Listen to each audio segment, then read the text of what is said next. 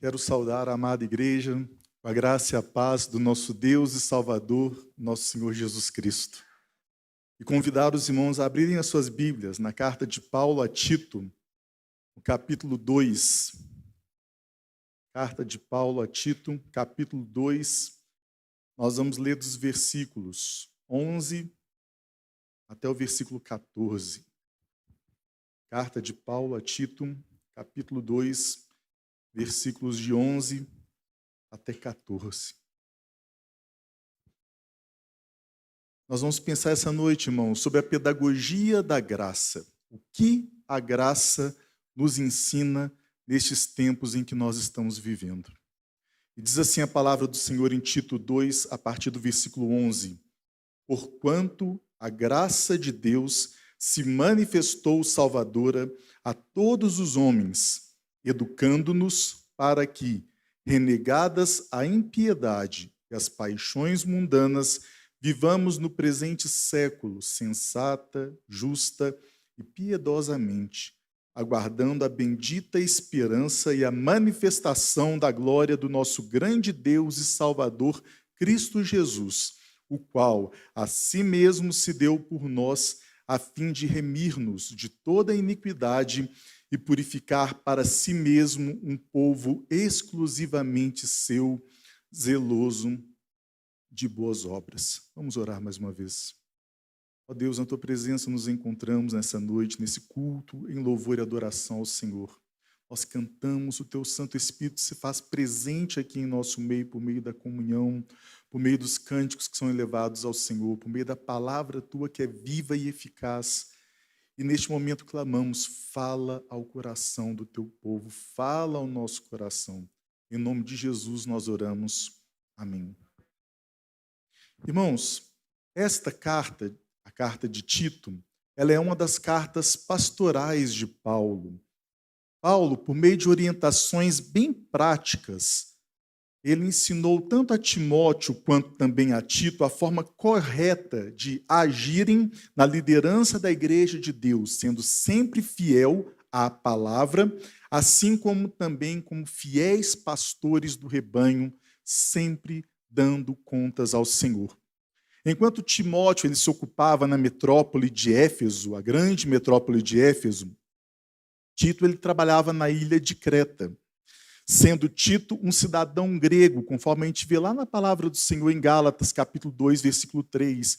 E assim como Timóteo, parece que também Tito havia aceitado Cristo pelo ministério pessoal do apóstolo Paulo, conforme a gente vê tanto na primeira carta de Timóteo 1:2, quanto também Tito 1:4.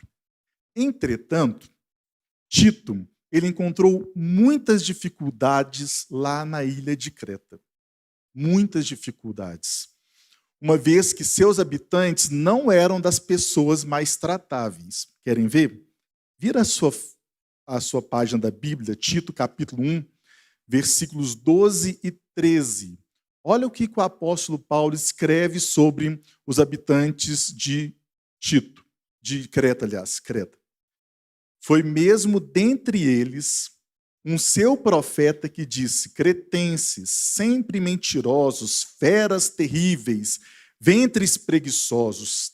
Tal testemunho é exato. Portanto, repreende-os severamente, para que sejam sadios na fé. E com isso, Tito enfrentava uma série de problemas ali com os cretenses, igual Paulo muito bem contextualiza nesse trecho do primeiro capítulo da carta a Tito.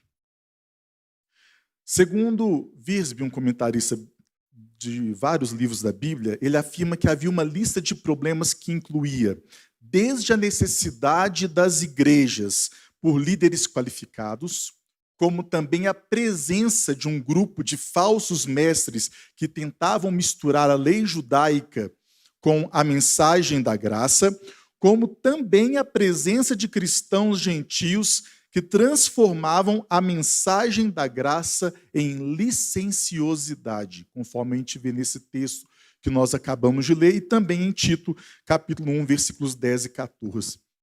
Deste modo, irmãos, Tito, ele precisava ter muita paciência e um amor extraordinário, e Paulo sabia que ele era um homem sempre pronto e disposto a fazer a obra de Deus, onde quer que o apóstolo o enviasse, onde quer que o Espírito Santo o direcionasse.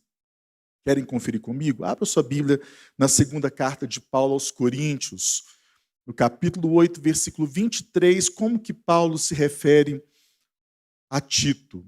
Segunda carta de Paulo aos Coríntios, capítulo 8, versículo 23, diz assim a palavra do Senhor: quanto a Tito, é meu companheiro e cooperador convosco. Quanto a nossos irmãos, são mensageiros das igrejas e glória de Cristo. Versículo 24 também.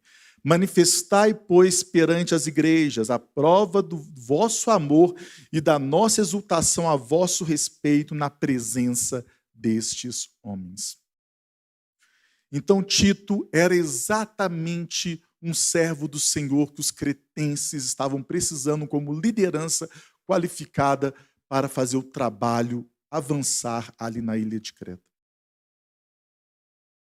O que a graça nos ensina, irmãos, em tempos difíceis, nesses como nós estamos vivendo hoje, assim como Tito também viveu esses momentos difíceis na ilha de Creta, a gente pode presenciar que sempre há indivíduos que se dizem cristãos e tentam, de uma forma ou de outra, deturpar a mensagem da graça, transformando-a em licenciosidade, ou seja, uma vida indisciplinada e desregrada. Então, para a gente responder uma questão muito importante, o que a graça nos ensina nesses tempos difíceis que nós estamos vivendo? Onde a mensagem da graça, esse princípio tão fundamental da doutrina da salvação, é deturpado de forma consciente por aqueles que se dizem cristãos, mas que na verdade não conhecem Jesus Cristo como Senhor e Salvador.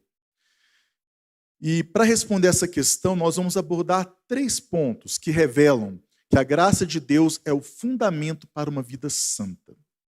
Mas antes, a gente precisa contextualizar aquilo que está escrito lá na carta de Tito, na carta de Paulo a Tito, capítulo 2, versículo 11. Acompanhe comigo novamente a leitura desse texto bíblico. Tito 2, 11. Porquanto a graça de Deus se manifestou salvadora a todos os homens. Irmãos, a graça, ela é totalmente imerecida por nós. A gente não merece a graça de Deus. Não existe nada em nós que seja capaz de reivindicar o amor de Deus, conforme a gente vê, inclusive, registrado na primeira carta de João, capítulo 4, versículo 19, que diz assim: nós amamos porque Ele nos amou primeiro. A causa do amor de Deus está nele mesmo. Portanto, a graça, ela é um favor imerecido. E desse modo, a graça vai triunfar sobre a nossa iniquidade, pois ela é maior do que o nosso pecado e ela é melhor do que a nossa vida. William Hendrickson, um notável estudioso da palavra de Deus, define a graça como seu favor ativo que outorga o maior de todos os dons a quem merece o maior de todos os castigos. Segundo Swindoll, Paulo, quando ele se refere à graça como aquela que a todos traz salvação, o apóstolo ele não está se referindo, apoiando ao princípio do universalismo, que diz que todos serão salvos independente das circunstâncias. Não, não é isso, não é a isso que Paulo está se referindo, até mesmo que olhando amplamente o contexto bíblico e outros textos das Sagradas Escrituras, esse posicionamento é frágil e não encontra embasamento bíblico. Na verdade, o que Paulo está reforçando é que a graça trouxe a oportunidade para que todos possam ser resgatados. Por isso que ele registra na carta que ele escreve aos Efésios, capítulo 2, versículo 8. Porque pela graça sois salvos mediante a fé, e isso não vem de vós, é dom de Deus. Então, contextualizando isso que está no versículo 11, nós vamos voltar então à questão principal dessa reflexão. O que a graça nos ensina nos tempos difíceis que nós estamos vivendo? Em primeiro lugar, irmãos, a graça nos ensina que devemos renegar o mal, conforme lemos na carta de Tito 2,12, a parte A, que diz assim: educando-nos para que, renegadas a impiedade e as paixões mundanas. Aqui, irmãos, nós vemos que a graça de Deus ela é pedagógica, ela é educadora, ela nos ensina a viver. É preciso estar matriculado na escola da graça, assim diz o reverendo Hernandes Dias Lopes quando comenta esse texto bíblico. É preciso estar matriculado na escola da graça. Nesse texto, amados, renegar significa renunciar, ser capaz de dizer não. É preciso, irmãos, renegar a impiedade, pois essa palavra impiedade, do original grego, refere-se à rejeição de tudo que é referente e que tem a ver com Deus. E não só isso, a impiedade ela é uma relação errada com Deus. O ímpio é aquele que não leva Deus a sério, não leva Deus em conta na sua vida. Também é preciso renegar as paixões mundanas, o apóstolo Paulo está afirmando aqui, que também decorrem de um relacionamento errado com Deus. Porque essas paixões mundanas, elas tratam de um estilo de vida que é pervertido, uma vida desregrada, tanto na área da mente, como na área da língua, inclusive na área física, envolvendo até questões relacionadas ao sexo. Por isso que John Stott, ele afirma que a graça nos disciplina a renunciar à nossa velha vida e a viver uma nova vida, passando da impiedade para a piedade, do egoísmo para o domínio próprio e da desonestidade para um tratamento justo com todos. Em segundo lugar, irmãos, a graça nos ensina as 3 facetas da conduta cristã que agrada ao Senhor: o correto relacionamento com nós mesmos, com o próximo e com Deus. Acompanhe comigo novamente a leitura de Tito 2,12. Nós vamos focar agora na parte B desse versículo. Educando-nos para que, renegadas a impiedade e as paixões mundanas, vivamos no presente século sensata, justa e piedosamente. O correto relacionamento com nós mesmos, irmãos, implica em prudência, autocontrole e moderação, conforme o sentido original da palavra sensata, também se referindo ao domínio próprio, que é um dos descritores do Espírito Santo, conforme está escrito, do fruto do Espírito Santo, conforme está escrito lá em Gálatas 5, 22 e 23. E aí, irmãos, recorrendo mais uma vez ao comentarista William Hendrickson, sensatez é fazer o uso adequado dos desejos e impulsos que não são pecaminosos em si mesmos e vencer aqueles que são pecaminosos. E Paulo escreve sobre isso para a igreja de Roma, quando a gente lê em Romanos 12, 1, 2, o que o apóstolo Paulo escreve aos crentes de Roma, quando ele escreve assim: rogo-vos, pois, irmãos, pelas misericórdias de Deus, que apresenteis os vossos corpos por sacrifício vivo, santo e agradável a Deus, que é o vosso culto racional. E não vos conformeis com este século, mas transformai-vos pela renovação da vossa mente, para que experimenteis qual seja a boa, agradável e perfeita vontade de Deus. É preciso, irmãos, um relacionamento correto com nós mesmos, essa renovação das nossas mentes, para que possamos experimentar essa vontade do Senhor, que é sempre boa, perfeita e agradável. O correto relacionamento com o próximo está diretamente associado com a palavra justa.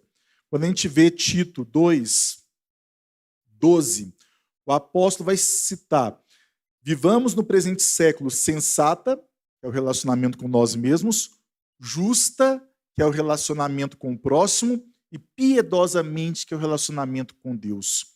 Focando agora na segunda palavra, justa, o correto relacionamento com o próximo, amados, está diretamente associado com essa palavra. Por quê? Porque a justiça expressa o nosso correto relacionamento com o próximo.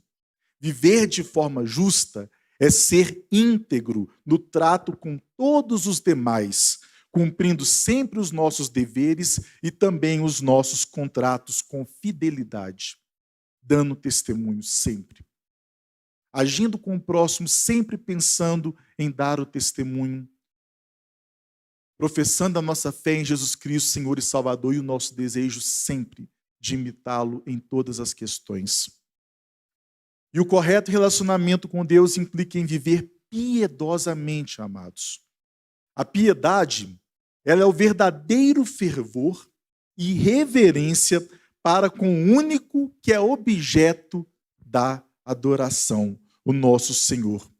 E sobre isso, Pedro vai escrever lá na primeira carta dele, que recentemente nós estudamos numa série de sequências de estudos sobre a primeira carta de Pedro, capítulo 1, versículos 14 e 16. Queria convidar os irmãos a abrirem suas Bíblias, primeira carta de Pedro, capítulo 1, versículos 14 a 16, que diz assim a palavra do Senhor: como filhos da obediência, não vos amoldeis às paixões que tinhais anteriormente da vossa ignorância.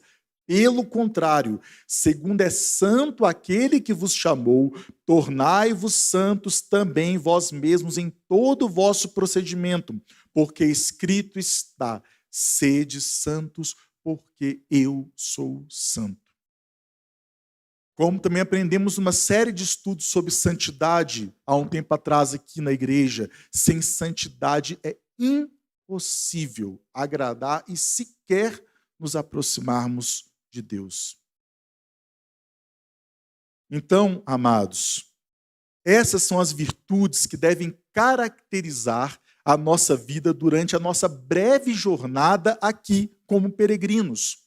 Esse lugar em que nós estamos é o lugar da nossa peregrinação. Este não é o nosso lar. Essa vida que nós vivemos aqui, ela é breve, ela é passageira.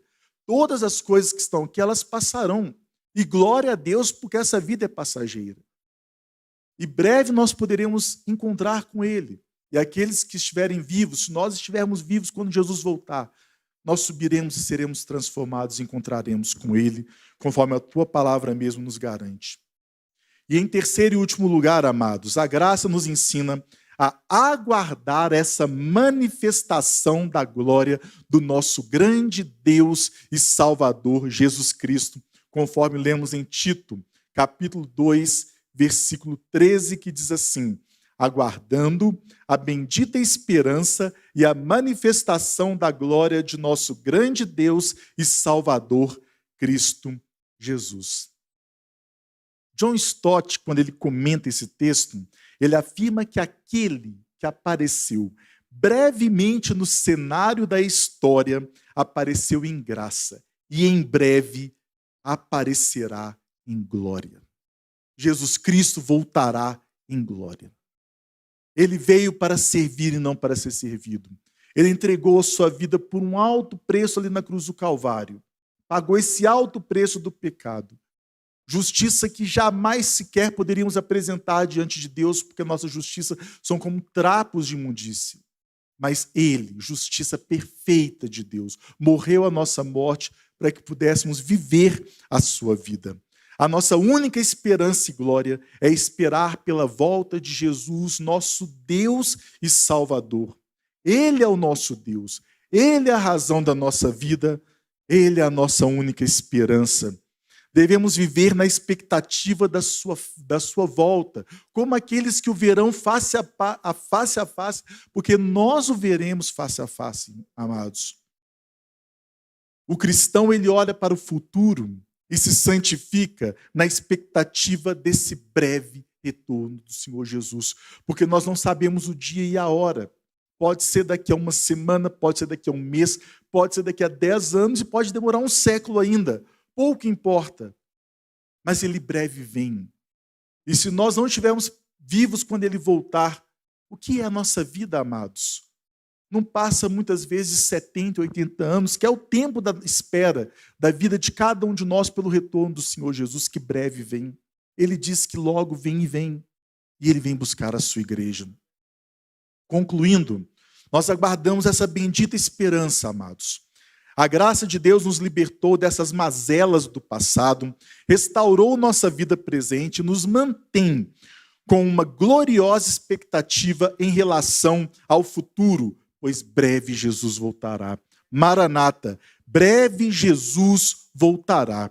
E o que nos motiva a aprender com a graça? Pergunto aos amados. O texto de Tito 2,14 nos aponta. Quando ele diz assim, Paulo escreve, o qual a si mesmo, Jesus Cristo, a si mesmo, se deu por nós, a fim de remir-nos de toda iniquidade e purificar para si mesmo um povo exclusivamente seu e zeloso de boas obras. Esse texto nos mostra que Jesus Cristo, ele se entregou por nós. Ele morreu a nossa morte para que pudéssemos viver a sua vida. Oh, que grande salvação, amados, que maravilhosa graça.